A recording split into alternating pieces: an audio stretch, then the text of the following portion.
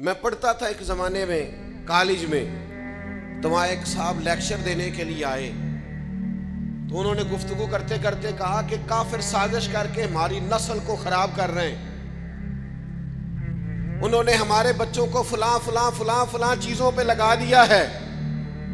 کافر سازش کر کے ہمارے بچے خراب کر رہے ہیں۔ تو تھوڑی سی طبیعت اس طرح کی تھی کہ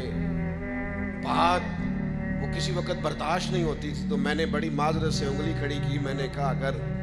خوگر حمد سے تھوڑا سا بلا بھی سن لے،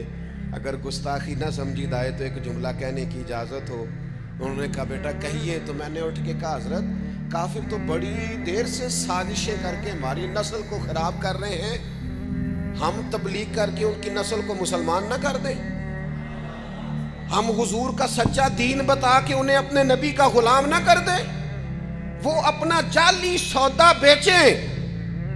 اور ہماری نسلوں تک پہنچ جائیں،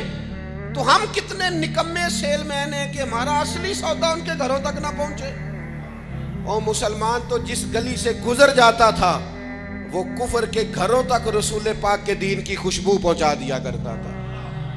کفرستان میں آ کے بیٹھے تھے خواجہ اجمیر، کفرستان میں آ کے بیٹھے تھے داتا علی اجمیری،